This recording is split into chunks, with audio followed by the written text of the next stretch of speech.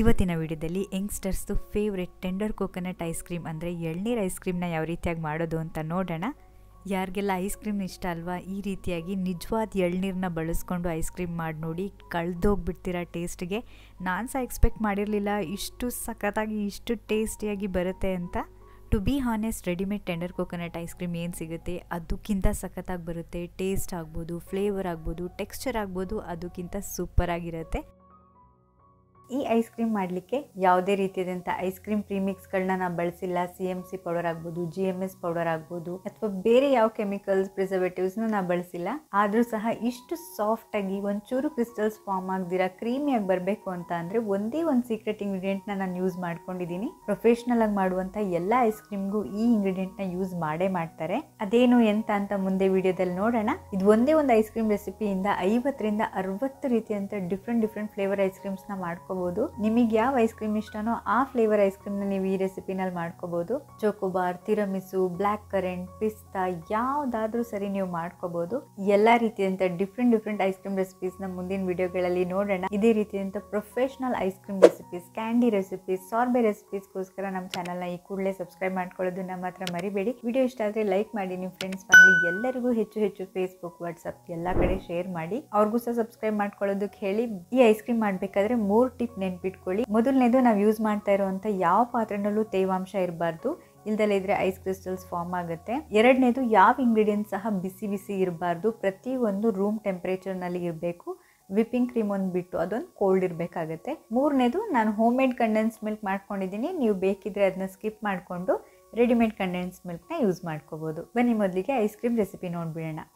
ಎಳ್ನೀರು ice cream ಅಂತ ಹೇಳಿದ್ಮೇಲೆ ಡೆಫಿನೆಟ್ಲಿ ಎಳ್ನೀರು ಬೇಕೇ ಬೇಕು. ಬಟ್ ನಾನು ಇವತ್ತಿನ ರೆಸಿಪಿನಲ್ಲಿ ನೀರು ಯೂಸ್ ಮಾಡ್ತಾ ಇಲ್ಲ, ಗಂಜಿ ಅಂದರೆ ತಿರುಳಿರುತ್ತಲ್ವ ಒಳಗಡೆ, ಅದನ್ನು ಯೂಸ್ ಮಾಡ್ತಾ ಇದ್ದೀನಿ. ಪೂರ್ತಿ ತೆಳುಗಿರೋ ಪೇಪರ್ ಗಂಜಿನೂ ಯೂಸ್ ಮಾಡ್ಬೋದು, ಅಥವಾ ಅದಕ್ಕಿಂತ ಸ್ವಲ್ಪ ದಪ್ಪ ಇರೋದನ್ನು ಯೂಸ್ ಮಾಡ್ಬೋದು. ಬಟ್ ತುಂಬ ಗಟ್ಟಿ ಇದ್ದರೆ, ಕಾಯಿ ಥರ ಇದ್ದರೆ ಅದನ್ನು ಯೂಸ್ ಮಾಡಬೇಡಿ. ಐಸ್ ಕ್ರೀಮ್ ಮಾಡಬೇಕಾದ್ರೆ ಅಳತೆ ತುಂಬಾ ಇಂಪಾರ್ಟೆಂಟ್ ಆಗುತ್ತೆ. ಅದಕ್ಕಾಗಿ 200 ml ಮೆಜರಿಂಗ್ ಕಪ್ ಸೆಟ್ ತೊಗೊಂಡಿದ್ದೀನಿ. ಇನ್ ಕೇಸ್ ನಿಮ್ಮ ಹತ್ರ ಮೆಜರಿಂಗ್ ಕಪ್ಸ್ ಇಲ್ಲ ಅನ್ನೋದಾದರೆ ಮನೆಯಲ್ಲಿ ನಾರ್ಮಲ್ ಕಾಫಿ ಲೋಟ ಇರುತ್ತಲ್ವ, ಮೀಡಿಯಮ್ ಸೈಜ್ದು 100 ml ಕಾಫಿ ಲೋಟ ಬರುತ್ತಲ್ವ, ಇದರಲ್ಲಿ ಅಳತೆ ಹೇಗೆ ತಗೊಳ್ಳೋದು ಅಂತ ಸಹ ನೋಡೋಣ. ಇವತ್ತಿನ ರೆಸಿಪಿನಲ್ಲಿ ನಾನು ಎಲ್ಲ ಕಡೆ ನಂದಿನಿ ಶುಭಂ ಹಾಲನ್ನೇ ಯೂಸ್ ಮಾಡ್ತಾ ಇದ್ದೀನಿ. ಇನ್ ಕೇಸ್ ನಿಮಗೆ 6% ಫ್ಯಾಟ್ ಇರುವಂತಹ ಗಟ್ಟಿ ಹಾಲು ಸಿಗುತ್ತೆ, ನೀವು ಅದರಲ್ಲಿ ಮಾಡ್ಕೊಳ್ಳಿ. ಗಟ್ಟಿ ಹಾಲಿನಲ್ಲೇ ಐಸ್ ಕ್ರೀಮ್ ತುಂಬ ಚೆನ್ನಾಗಿ ಬರೋದು. ಒಂದು ವೇಳೆ ಸಿಗಲೇ ಇಲ್ಲ ಅನ್ನೋದಾದರೆ ನೀವು ಯಾವ ಪ್ಯಾಕೆಟ್ ಹಾಲಿನಲ್ಲಾದರೂ ಮಾಡ್ಕೋಬೋದು, ಅಥವಾ ಡೈರೆಕ್ಟ್ ಹಸುವಿನ ಹಾಲಲ್ಲಾದರೂ ಮಾಡ್ಕೋಬೋದು. ಮೊದಲಿಗೆ ಒಂದು ಹಾಲಿನ ಮಿಕ್ಸ್ಚರ್ ರೆಡಿ ಮಾಡ್ಕೊಳ್ಳೋಣ. ಈ ಐಸ್ ಕ್ರೀಮ್ ಮಾಡಲಿಕ್ಕೆ ಈ ಹಾಲಿನ ಮಿಕ್ಸ್ಚರ್ ತುಂಬಾ ಇಂಪಾರ್ಟೆಂಟು. 1/4 ಕಪ್ನಲ್ಲಿ ಅಳತೆ ತಗೋತಾ ಇದ್ದೀನಿ. 1/4 ಕಪ್ ಅಂತ ಅಂದರೆ 50 ml ಇದೆ. 1/4 ಕಪ್ನಷ್ಟು ಸಕ್ಕರೆ ತಗೋತಾ ಇದ್ದೀನಿ. 1/4 ಕಪ್ನಷ್ಟು ಸಕ್ಕರೆ ಅಂತ ಅಂದರೆ ಈ ಕಾಫಿ ಲೋಟದಲ್ಲಿ ಅರ್ಧದಷ್ಟು ಸಕ್ಕರೆ ಆಗುತ್ತೆ. 1/4 ಕಪ್ನಷ್ಟು ಹಾಲಿನ ಪುಡಿ ತಗೊಂಡಿದ್ದೀನಿ. ಇದು ಸಹ ಅಷ್ಟೇ, ಅರ್ಧ ಲೋಟದಷ್ಟು ಹಾಲಿನ ಪುಡಿ ಇದೆ.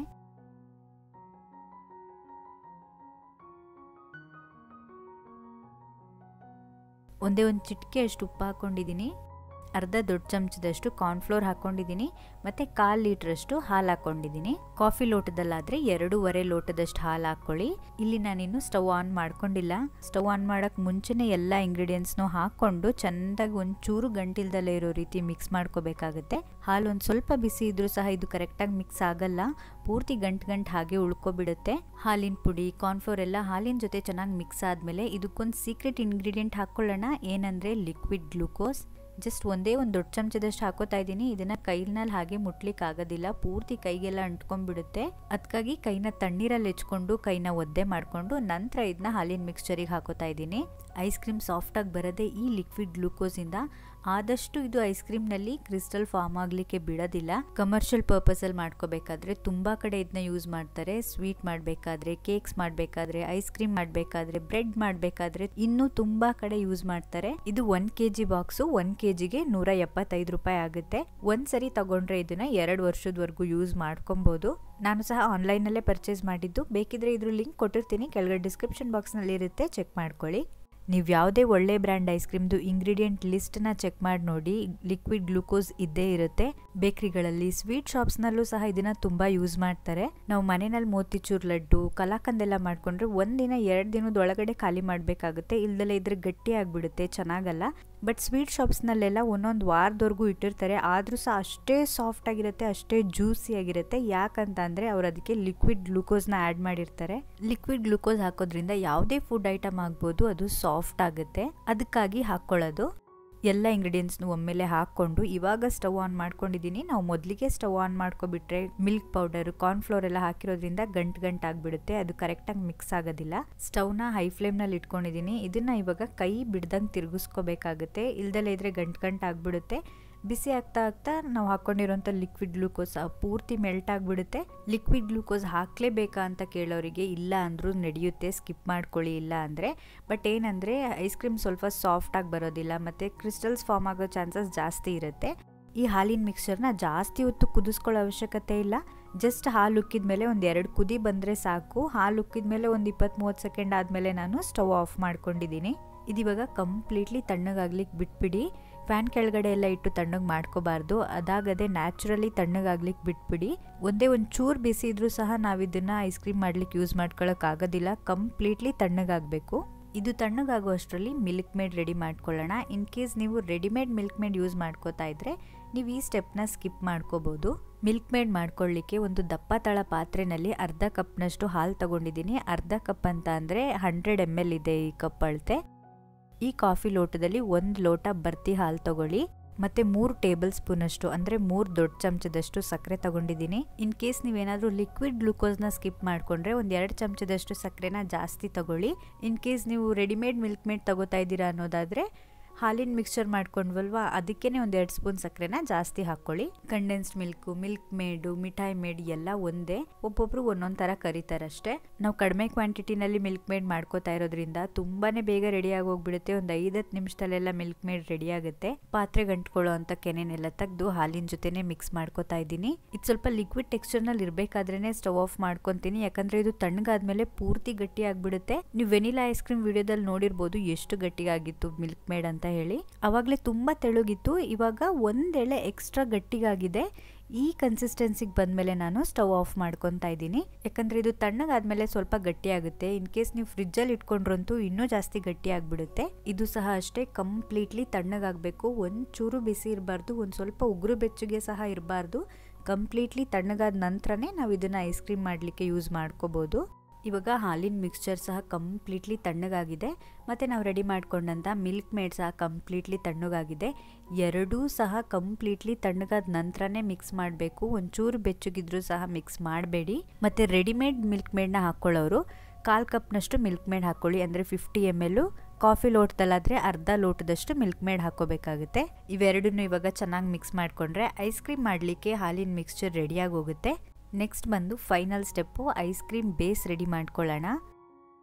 ಮೊದಲಿಗೆ ವಿಪ್ಪಿಂಗ್ ಕ್ರೀಮ್ ತಗೊಂಡಿದ್ದೀನಿ. ನೀವು ಯಾವ ಕಂಪ್ನಿದು ಬೇಕಾದರೂ ವಿಪ್ಪಿಂಗ್ ಕ್ರೀಮ್ ತಗೊಳ್ಳಿ. ಇದನ್ನು ಹೇಗೆ ಯೂಸ್ ಮಾಡ್ಕೋಬೇಕು, ಹೇಗೆ ಸ್ಟೋರ್ ಮಾಡ್ಕೋಬೇಕು, ಪ್ರತಿಯೊಂದು ಇನ್ಸ್ಟ್ರಕ್ಷನ್ಸ್ ಅದರಲ್ಲೇ ಕೊಟ್ಟಿರ್ತಾರೆ, ನೀವು ಆ ರೀತಿ ಯೂಸ್ ಮಾಡ್ಕೊಂಡ್ರಾಗುತ್ತೆ. 1/4 ಲೀಟ್ರ್ ವಿಪ್ಪಿಂಗ್ ಕ್ರೀಮ್ ತಗೊಂಡಿದ್ದೀನಿ. ನೀವು ಕಾಫಿ ಗ್ಲಾಸಲ್ಲಿ ಅಳತೆ ತಗೋತಾ ಇದ್ರೆ 2.5 ಲೋಟದಷ್ಟು ವಿಪ್ಪಿಂಗ್ ಕ್ರೀಮ್ ತಗೊಳ್ಳಿ. ವಿಪ್ಪಿಂಗ್ ಕ್ರೀಮ್ನಲ್ಲಿ ಸಹ ಅಷ್ಟೇ ಒಂಚೂರು ಐಸ್ ಕ್ರಿಸ್ಟಲ್ಸ್ ಇರಬಾರ್ದು. ಇದು ಈ ಕನ್ಸಿಸ್ಟೆನ್ಸಿಗೆ ಬಂದ ಮೇಲೇ ನಾವು ಯೂಸ್ ಮಾಡ್ಕೋಬೇಕಾಗತ್ತೆ. ಎಲೆಕ್ಟ್ರಿಕ್ ಬೀಟರ್ನಲ್ಲಿ ಬೀಟ್ ಮಾಡ್ಕೋಬೇಕಾದ್ರೆ ಮೊದಲಿಗೆ 1ರಲ್ಲಿ 2ರಲ್ಲಿ ಇಟ್ಕೊಂಡು 30 ಸೆಕೆಂಡ್ ಬೀಟ್ ಮಾಡಿಕೊಂಡು ನಂತರನೇ ನಿಧಾನಕ್ಕೆ ಹೈ ಸ್ಪೀಡಿಗೆ ಚೇಂಜ್ ಮಾಡಬೇಕು. ಒಂದೇ ಸರಿ ಹೈ ಸ್ಪೀಡಲ್ಲಿ ಹಾಕ್ಕೊಂಡ್ರೆ ವಿಪ್ಪಿಂಗ್ ಕ್ರೀಮ್ ಒಡೆದೋಗುತ್ತೆ. ಅದಕ್ಕಾಗಿ ಮೊದಲಿಗೆ 1ರಲ್ಲಿ ಒಂದು 30 ಸೆಕೆಂಡು, 2ರಲ್ಲಿ ಒಂದು 30 ಸೆಕೆಂಡು, ಆ ರೀತಿಯಾಗಿ ಸ್ಟೆಪ್ ಬೈ ಸ್ಟೆಪ್ ಸ್ಲೋಲಿ ನಾವು ಸ್ಪೀಡ್ನ ಇನ್ಕ್ರೀಸ್ ಮಾಡಬೇಕಾಗತ್ತೆ. 1 ನಿಮಿಷ 2 ನಿಮಿಷ ಆದಮೇಲೆ ಹೈ ಸ್ಪೀಡ್ನಲ್ಲಿ ಬೀಟ್ ಮಾಡೋಕ್ಕೆ ಸ್ಟಾರ್ಟ್ ಮಾಡಬೇಕು. ಇನ್ ಕೇಸ್ ನಿಮಗೆ ಎಲೆಕ್ಟ್ರಿಕ್ ಬೀಟರ್ ಬಗ್ಗೆ ಮತ್ತು ವಿಪ್ಪಿಂಗ್ ಕ್ರೀಮ್ ಬಗ್ಗೆ ಐಡಿಯಾನೇ ಇಲ್ಲ, ನಮಗೇನು ಗೊತ್ತಿಲ್ಲ ಅದ್ರ ಬಗ್ಗೆ ಅನ್ನೋದಾದರೆ ಆಲ್ರೆಡಿ ನಮ್ಮ ಚಾನಲ್ನಲ್ಲೇ ಇದ್ರ ಬಗ್ಗೆ ಡೆಡಿಕೇಟೆಡ್ ವಿಡಿಯೋನೇ ಇದೆ. ಇದ್ರ ಕಾಸ್ಟ್ ಎಷ್ಟು, ಇದನ್ನು ಹೇಗೆ ಯೂಸ್ ಮಾಡ್ಕೊಳ್ಬೇಕು, ಇನ್ ಕೇಸ್ ಇದು ಉಳ್ಕೊಂಡ್ರೆ ಯಾವ ರೀತಿಯಾಗಿ ಸ್ಟೋರ್ ಮಾಡ್ಕೋಬೇಕು, ಪ್ರತಿಯೊಂದು ಡೀಟೇಲ್ಸ ಇದೆ ಆ ವಿಡಿಯೋದಲ್ಲಿ. ಕೆಳಗಡೆ ಡಿಸ್ಕ್ರಿಪ್ಷನ್ ಬಾಕ್ಸ್ನಲ್ಲಿ ವಿಡಿಯೋ ಲಿಂಕ್ ಕೊಟ್ಟಿರ್ತೀನಿ, ಬೇಕಿದ್ದರೆ ಚೆಕ್ ಮಾಡಿ ನೋಡಿ. ವಿಪ್ಪಿಂಗ್ ಕ್ರೀಮ್ನ ಯಾವಾಗಲೂ ಡೀಪ್ ಫ್ರೀಸರ್ನಲ್ಲೇ ಸ್ಟೋರ್ ಮಾಡಬೇಕಾಗುತ್ತೆ, ಅದಕ್ಕಾಗಿ ಇದು ಆನ್ಲೈನಲ್ಲಿ ಸಿಗಲ್ಲ, ಸೊ ನಾನು ಲಿಂಕ್ ಕೊಡೋದಕ್ಕಾಗೋದಿಲ್ಲ. ಎಲೆಕ್ಟ್ರಿಕ್ ಬೀಟರ್ ಇಲ್ಲ ಅಂದರೆ ಕೈನಲ್ಲೂ ಬೀಟ್ ಮಾಡ್ಕೋಬೋದು, ಬಟ್ ತುಂಬ ಟೈಮ್ ಹಿಡಿಯುತ್ತಷ್ಟೇ. ಇದನ್ನ ಎಲ್ಲಿವರೆಗೂ ಬೀಟ್ ಮಾಡ್ಕೋಬೇಕು ಅಂದರೆ ಸಾಫ್ಟ್ ಪೀಕ್ಸ್ ಬರಬೇಕು, ಅಲ್ಲಿವರೆಗೂ ಬೀಟ್ ಮಾಡ್ಕೋಬೇಕಾಗತ್ತೆ. ಸ್ಪ್ಯಾಚುಲಾನಲ್ಲಿ ನಾವು ತೆಗ್ಬಿಟ್ಟು ಒಂದ್ಸರಿ ಶೇಕ್ ಮಾಡಿಕೊಂಡ್ರೆ ಈ ರೀತಿಯಾಗಿ ಸಾಫ್ಟಾಗಿ ಶೇಕ್ ಆದರೆ ಸಾಕು. ಇನ್ನೂ ಇದನ್ನು ಜಾಸ್ತಿ ಬೀಟ್ ಮಾಡಿಕೊಂಡ್ರೆ ನಾವು ಬೌಲ್ನೇ ಪೂರ್ತಿ ಉಲ್ಟಾ ಮಾಡಿದ್ರೂ ಸಹ 1 ಡ್ರಾಪು ಕೆಳಗೆ ಬೀಳಲ್ಲ, ಅಷ್ಟು ಗಟ್ಟಿ ಆಗುತ್ತೆ ಇದು. ಆ ರೀತಿ ಬೇಡ, ಈ ರೀತಿಯಾಗಿ ಸಾಫ್ಟಾಗಿದ್ದರೆ ಸಾಕು ನಮಗೆ. ಈ ಕನ್ಸಿಸ್ಟೆನ್ಸಿವರೆಗೂ ಬೀಟ್ ಮಾಡ್ಕೊಂಡ ನಂತರ ನಾವು ಆವಾಗಲೇ ರೆಡಿ ಮಾಡಿಟ್ಕೊಂಡಂಥ ಹಾಲು ಮಿಕ್ಸ್ಚರ್ನ ಹಾಕ್ಕೊಂಡು ಮಿಕ್ಸ್ ಮಾಡ್ಕೊತೀನಿ. ನಾವೆಲ್ಲದನ್ನು ಅಳತೆ ಪ್ರಕಾರ ಹಾಕ್ಕೊಂಡಿರೋದ್ರಿಂದ ಎಲ್ಲೂ ಸಹ ಒಂದು ಸ್ವಲ್ಪನೂ ವೇಸ್ಟ್ ಮಾಡಬೇಡಿ, ಪೂರ್ತಿ ಹಾಕ್ಕೋಬೇಕಾಗುತ್ತೆ. ಇದೆರಡನ್ನು ಇವಾಗ ಚೆನ್ನಾಗಿ ಮಿಕ್ಸ್ ಮಾಡ್ಕೊತೀನಿ. ಇವಾಗ ಈ ಮಿಕ್ಸ್ಚರ್ ಏನಿದೆ ಇದು all in one ice cream base. ಇದು ಒಂದು ಐಸ್ ಕ್ರೀಮ್ ಬೇಸಿಂದ ನೀವು 50ರಿಂದ 100 ವೆರೈಟಿ ಆಫ್ ಐಸ್ ಕ್ರೀಮ್ಸ್ನ ಮಾಡ್ಕೊಬೋದು. ನಿಮಗೆ ಯಾವ ಐಸ್ ಕ್ರೀಮ್ ಇಷ್ಟನೋ ಆ ಫ್ಲೇವರ್ನ ಆ್ಯಡ್ ಮಾಡಿಕೊಂಡು ಅಥವಾ ಆ ಹಣ್ಣುಗಳನ್ನ ಆ್ಯಡ್ ಮಾಡಿಕೊಂಡು ಈ ಐಸ್ ಕ್ರೀಮ್ ಬೇಸಿಂದ ನಿಮ್ಮ ಫೇವ್ರೆಟ್ ಐಸ್ ಕ್ರೀಮ್ನ ರೆಡಿ ಮಾಡ್ಕೋಬೋದು. ಮುಂದಿನ ವಿಡಿಯೋಗಳಲ್ಲಿ ಎಲ್ಲ ಫ್ಲೇವರ್ ಐಸ್ ಕ್ರೀಮ್ಗಳನ್ನು ಒಂದೊಂದಾಗಿ ನೋಡೋಣ. ಟೆಂಡರ್ ಕೋಕೋನಟ್ ಐಸ್ ಕ್ರೀಮ್ ಮಾಡ್ಕೋತಾ ಇರೋದ್ರಿಂದ ನಾನಿಲ್ಲಿ ಟೆಂಡರ್ ಕೋಕೋನಟ್ ಎಸೆನ್ಸ್ನ ಬಳಸ್ಕೊತಾ ಇದ್ದೀನಿ. ಇನ್ ಕೇಸ್ ನಿಮ್ಮ ಹತ್ರ ಟೆಂಡರ್ ಕೋಕೋನಟ್ ಎಸೆನ್ಸ್ ಇಲ್ಲ ಅನ್ನೋದಾದರೆ ನಿಮ್ಮ ಹತ್ರ ಯಾವ ಎಸೆನ್ಸ್ ಇದೆ ನೀವು ಅದನ್ನೇ ಹಾಕ್ಕೊಳ್ಳಿ. ನೀವು ಯಾವ ಎಸೆನ್ಸ್ ಹಾಕೋತೀರಾ ನೀವು ಮಾಡೋವಂಥ ಐಸ್ ಕ್ರೀಮ್ಗೆ ಆ ಫ್ಲೇವರ್ ಬರುತ್ತೆ. ಎಸೆನ್ಸ್ನ ಜಾಸ್ತಿ ಹಾಕೋಬಾರ್ದು, ಅರ್ಧ ಟೀ ಸ್ಪೂನ್ಗಿಂತ ಕಡಿಮೆ ಎಸೆನ್ಸ್ ಹಾಕೊಂಡಿದ್ದೀನಿ. ಎಳ್ನೀರ್ದು ಗಂಜಿ ಬರುತ್ತಲ್ವಾ, ಅದನ್ನು ಮಿಕ್ಸಿನಲ್ಲಿ ರುಬ್ಕೊಂಡು 1/4 ಕಪ್ನಷ್ಟು ಹಾಕೋತಾ ಇದ್ದೀನಿ, ಅಂದರೆ ಅರ್ಧ ಕಾಫಿ ಲೋಟದಷ್ಟು ಹಾಕೋತಾ ಇದ್ದೀನಿ. ಆದಷ್ಟು ಎಳೆದಾದರೆ ತುಂಬ ಚೆನ್ನಾಗಿರುತ್ತೆ. ಜಸ್ಟ್ ಇದನ್ನು 1 ನಿಮಿಷ ಮಿಕ್ಸ್ ಮಾಡ್ಕೊಂಡಿದ್ದೀನಿ ಅಷ್ಟೇ, ಜಾಸ್ತಿ ಬೀಟ್ ಮಾಡ್ಕೊಳ್ಳೋ ಅವಶ್ಯಕತೆ ಇಲ್ಲ. ಮತ್ತು 1/4 ಕಪ್ನಷ್ಟು ತಿರುಳನ್ನ ಕಟ್ ಮಾಡ್ಕೊಂಡು ಇಟ್ಕೊಂಡಿದ್ದೀನಿ ಸಣ್ಣ ಸಣ್ಣದಾಗಿ, ಅದನ್ನು ಸಹ ಸೇರಿಸ್ಕೊತಾ ಇದ್ದೀನಿ. ತಿನ್ನಬೇಕಾದ್ರೆ ಮಧ್ಯದಲ್ಲಿ ಈ ಎಳ್ನೀರು ತಿರುಳು ಸಿಕ್ಕಿದ್ರೆ ತುಂಬ ಚೆನ್ನಾಗಿ ಅನಿಸುತ್ತೆ, ಅದಕ್ಕಾಗಿ ಇದನ್ನು ಸಹ ಹಾಕ್ಕೊಂಡಿದ್ದೀನಿ. ಇದು ಹಾಕ್ಕೊಂಡ್ಮೇಲೆ ಮತ್ತೆ ಬೀಟರ್ನಲ್ಲಿ ಮಿಕ್ಸ್ ಮಾಡ್ಕೋಬಾರ್ದು, ಜಸ್ಟ್ ಕೈನಲ್ಲಿ ಮಿಕ್ಸ್ ಮಾಡಿಕೊಂಡ್ರೆ ಸಾಕಾಗುತ್ತೆ. ಒಂದು ಫೆಂಟಾಸ್ಟಿಕ್ ಆಗಿರುವಂಥ tender coconut ice cream mix ready ಆಗೋಯ್ತು. ಐ ಕಾಂಟ್ ಎಕ್ಸ್ಪ್ಲೈನ್ ಎಷ್ಟು ಸಖತ್ತಾಗಿ ಎಷ್ಟು ಟೇಸ್ಟಿಯಾಗಿ ಈ ಐಸ್ ಕ್ರೀಮ್ ಬಂದಿತ್ತು ಅಂತ.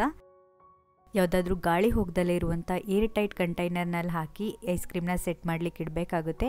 ಕ್ಯಾಪ್ ಇರುವಂಥ ಬಾಕ್ಸ್ನಲ್ಲೇ ಹಾಕೋಬೇಕು, ಇಲ್ದಲ್ಲೇ ಇದ್ದರೆ ಮೇಲೆಲ್ಲ ಐಸ್ ಕ್ರಿಸ್ಟಲ್ಸ್ ಫಾರ್ಮ್ ಆಗಿಬಿಡುತ್ತೆ. ಮೇಲೆ ಸ್ವಲ್ಪ ಎಳ್ನೀರ್ದು ಗಂಜಿ ಉಳಿದಿತ್ತು, ಅದನ್ನು ಹಾಕ್ಕೊಂಡಿದ್ದೀನಿ. ಏರ್ ಬಬಲ್ಸ್ ಇದ್ದರೆ ಹೋಗಲಿ ಅಂತೇಳಿ ಒಂದು 2-3 ಸರಿ ಚೆನ್ನಾಗಿ ಟ್ಯಾಪ್ ಮಾಡಿಕೊಂಡು ಲಿಡ್ ಕ್ಲೋಸ್ ಮಾಡಿಕೊಂಡು 8ರಿಂದ 10 ಗಂಟೆಗಳ ಕಾಲ ಡೀಪ್ ಫ್ರೀಸರ್ನಲ್ಲಿ ಫ್ರೀಸ್ ಆಗಲಿಕ್ಕೆ ಇಡ್ತಾ ಇದ್ದೀನಿ.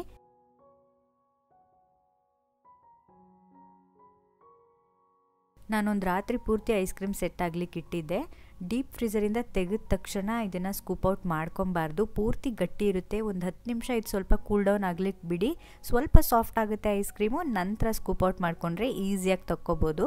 ಇಷ್ಟು ಟೇಸ್ಟಿಯಾಗಿ ಬರುತ್ತೆ ಅಂತ ನಾನು ಸಹ ಎಕ್ಸ್ಪೆಕ್ಟ್ ಮಾಡಿರಲಿಲ್ಲ, ಅಷ್ಟು ಸಖತ್ತಾಗಿ ಬಂದಿತ್ತು. ನಾನು ಸಹ first time tender coconut essence ಹಾಕ್ಕೊಂಡು ಟ್ರೈ ಮಾಡಿದ್ದು, ತುಂಬಾ ಚೆನ್ನಾಗಿ ಬಂದಿತ್ತು. ನಮ್ಮನೇಲಂತೂ ಪ್ರತಿಯೊಬ್ಬರಿಗೂ ಸಖತ್ ಇಷ್ಟ ಆಗೋಯ್ತು.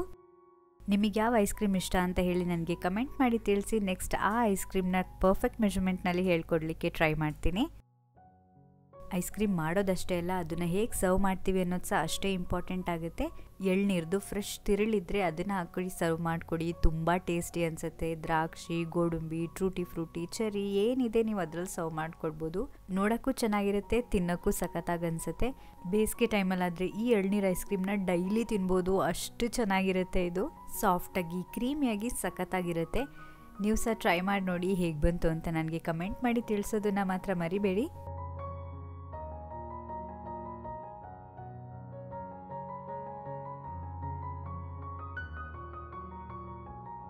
ಇನ್ ಕೇಸ್ ನಿಮಗೆ ಮೆಜರ್ಮೆಂಟ್ಸ್ನಲ್ಲಿ ಏನಾದರೂ ಕನ್ಫ್ಯೂಷನ್ ಇದೆ, ಕೆಳಗಡೆ ಡಿಸ್ಕ್ರಿಪ್ಷನ್ ಬಾಕ್ಸ್ನಲ್ಲಿ ಡೀಟೈಲ್ಡಾಗಿ ರೆಸಿಪಿ ಬರೆದಿರ್ತೀನಿ, ಮೆಷರಿಂಗ್ ಕಪ್ಸ್ನಲ್ಲೂ ಬರೆದಿರ್ತೀನಿ ಮತ್ತು ಕಾಫಿ ಗ್ಲಾಸ್ನಲ್ಲೂ ಬರೆದಿರ್ತೀನಿ. ನಿಮಗೆ ಯಾವ್ದು ಬೇಕು ನೀವು ಅದನ್ನ ನೋಡ್ಕೊಂಡು ಮಾಡ್ಕೊಳ್ಳಿ. ನಿಮ್ಮ ಫೇವ್ರೆಟ್ ಐಸ್ ಕ್ರೀಮ್ ಯಾವುದು ಅಂತ ಕಮೆಂಟ್ ಮಾಡೋದನ್ನು ಮಾತ್ರ ಮರಿಬೇಡಿ. ನೆಕ್ಸ್ಟ್ ಆ ರೆಸಿಪೀಸ್ನ ಮಾಡಲಿಕ್ಕೆ ಟ್ರೈ ಮಾಡ್ತೀನಿ. ಇವತ್ತಿನ ವಿಡಿಯೋ ಇಷ್ಟ ಆದರೆ ಲೈಕ್ ಮಾಡಿ, ನಿಮ್ಮ ಫ್ರೆಂಡ್ಸ್ ಫ್ಯಾಮಿಲಿ ಎಲ್ಲರಿಗೂ ಹೆಚ್ಚು ಶೇರ್ ಮಾಡಿ.